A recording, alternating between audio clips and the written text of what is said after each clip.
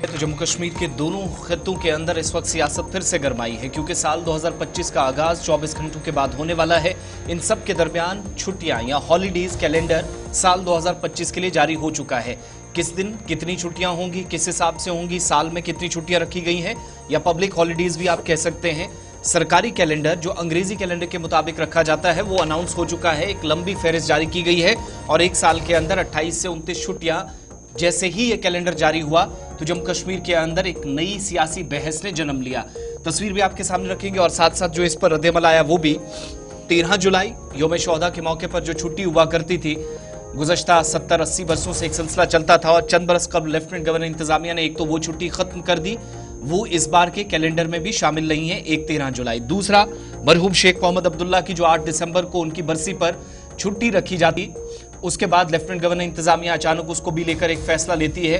वो छुट्टी खत्म करने के बाद भी जिस हिसाब से उस वक्त सियासत हुई थी, सेम मामलात यहां पर है। ये वो लिस्ट आपके सामने है जो एक साल के अंदर 2025 में छुट्टियां मनानी है, जिसमें अहम शख्सियात के दिन हैं।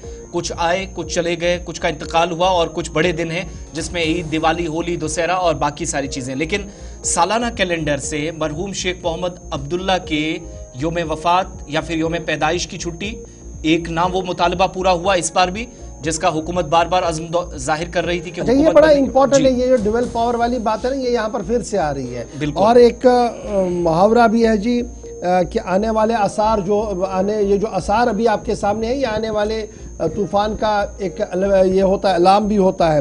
तो ये ड्यूअल पावर वाले मामले पर दोबारा से भी ये बात जो है वो चल रही है। रियल पावर कंट्रोवर्सी के हवाले से गुफ्तगू है। 13 जुलाई और दिसंबर की छुट्टी आज की बात नहीं है। ये बड़ा इंपॉर्टेंट है क्योंकि ये कहा गया था मरहूम शेख मोहम्मद अब्दुल्ला के दिन पर कि काबीना ने एक करारदाद मंजूर की है, गवर्नर साहब को भेज दी गई है और अगले शेड्यूल में ये होगी। ये एडवाइजर साहब जो सीएम के हैं, उन्होंने ऑन द कैमरा ये बात को कही गई थी।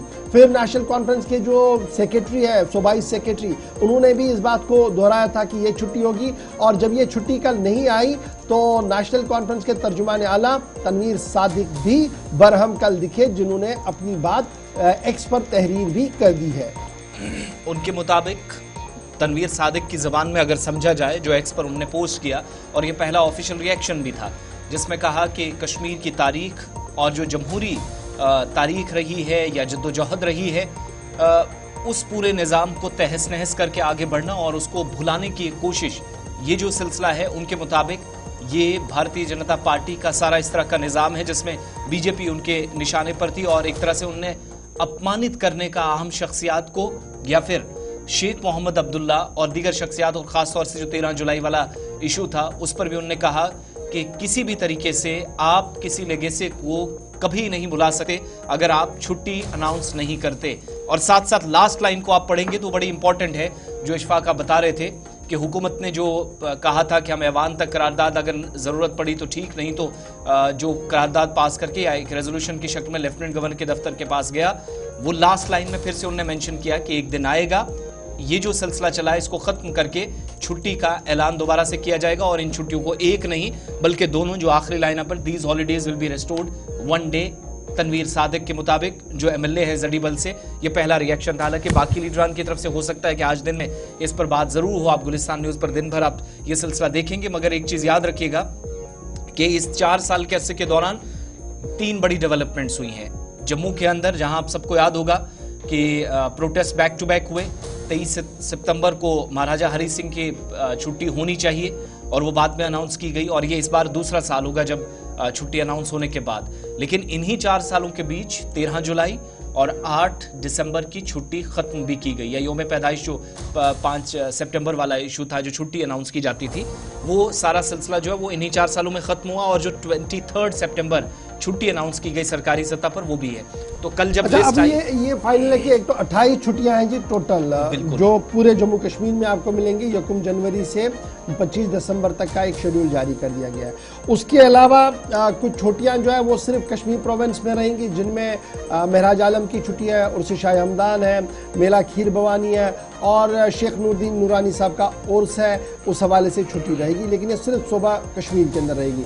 इसके अलावा सूबा जम्मू के लिए भी लोहड़ी है, गुरु रविदास जी का जन्मदिन है और होली है, ये रेस्ट्रिक्टेड है सिर्फ जम्मू प्रोविंस के लिए। लोकल हॉलीडेज जो रहेंगी जी, जैसे मेला बहु फोर्ट है वो जम्मू ज़िले के लिए रहेगी, महावीर जयंती सिर्फ जम्मू ज़िले के लिए रहेगी, गुड फ्राइडे सिर्फ जम्मू के लिए रहेगी, उर्स फरीदुद्दीन साहब रहमतुल्लाह अलैह किश्तवाड़ के लिए रहेगी।